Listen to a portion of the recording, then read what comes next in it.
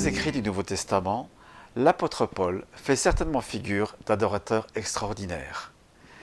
Il nous indique dans Philippiens 3.3 ceci: en effet, les vrais circoncis, c'est nous, qui rendons notre culte à Dieu par l'Esprit de Dieu, qui plaçons notre fierté en Jésus-Christ et qui ne mettons pas notre confiance dans notre condition. Il y a la nécessité de placer non seulement Christ au centre du culte ou de notre culte, mais également de ne pas mettre notre confiance en nous-mêmes ou dans notre condition. C'est une vraie dépendance de l'Esprit de Dieu que nous pouvons rendre quand nous pouvons rendre un culte à Dieu.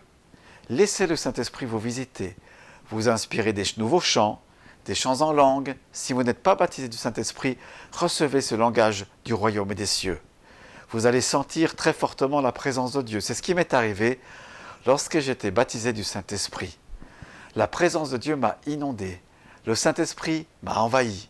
Une joie extraordinaire m'a animé. Et je dois dire que je vis toujours ces choses aujourd'hui. Je vous les souhaite.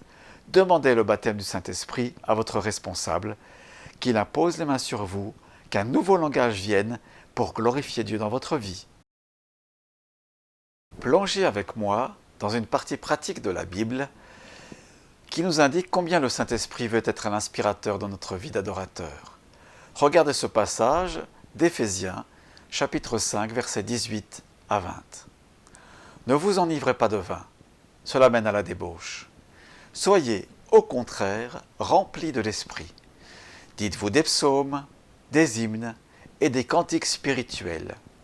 Chantez et célébrez de tout votre cœur les louanges du Seigneur.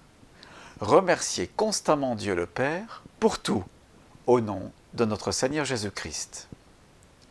Psaumes, hymnes qui rappellent la croix, chants en langue, doivent être au cœur de notre célébration.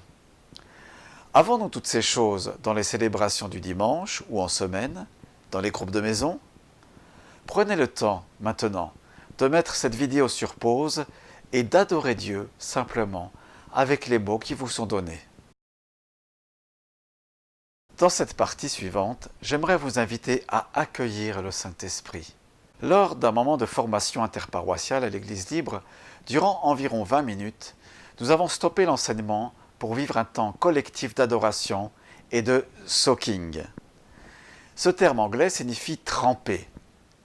Nous sommes encouragés à oser des temps personnels ou collectifs où nous invitons la présence du Saint-Esprit. C'est comme s'il nous plonge dans sa présence. Prenons quelque temps pour vivre cela. Installez-vous, par exemple, dans un lieu de confort. N'intercédez que très peu. Tout d'abord, déchargez-vous de tous vos soucis, comme Jésus nous encourage à le faire dans Matthieu chapitre 11. Et lorsque vous sentez cette présence de Dieu, pourquoi pas, ouvrez la Bible, méditez, prenez le temps pour accueillir la présence du Seigneur. Soyez à l'écoute, tout simplement. Demandez-lui de parler à votre cœur. Pourquoi pas, il vous parlera aussi pour votre voisin, votre prochain. Peut-être vous conduira-t-il dans l'intercession après cela. Vous pourrez vous bénir les uns les autres, faire grandir la présence du Saint-Esprit dans votre groupe. Bien sûr, il y a plein de besoins aujourd'hui, tout autour de nous.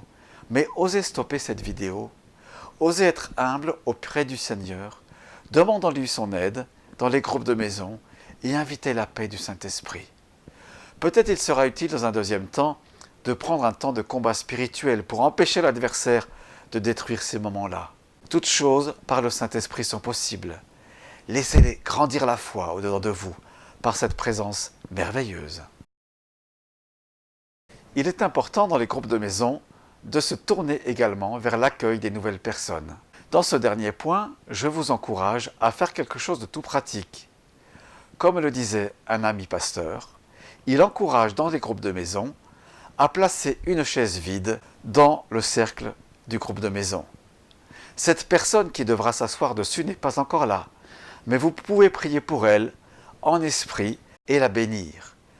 Et lorsque cette personne vous rejoindra, vous pourrez louer Dieu et le remercier de ce qu'il a exaucé votre prière. Dieu est au milieu de nous. Il désire agir dans les groupes de maison. Imaginez-vous en train de baptiser cette personne dans une célébration de la communauté locale. Ça sera quelque chose de merveilleux. Alors placez cette chaise vide au milieu de vous. N'oubliez pas que le responsable de groupe de maison agit sur mandat du Conseil des anciens de la communauté locale. Et j'aimerais terminer par une simple recommandation, alors que vous vous réunissez en groupe de maison. Si le responsable du groupe de maison se trouve devant un défi, un problème, qu'il soit d'ordre relationnel, conflictuel, spirituel, doctrinal, il se doit de dire à l'ensemble du groupe, par exemple, « Je vais parler de ce sujet avec les responsables de la communauté et je vous donnerai leur réponse. » Nous n'allons pas discuter de ce point-là, qui serait sujet à controverse. Alors je vous encourage à faire preuve de sagesse et à solliciter les anciens qui sont à votre disposition et qui vous encourageront dans le bon sens.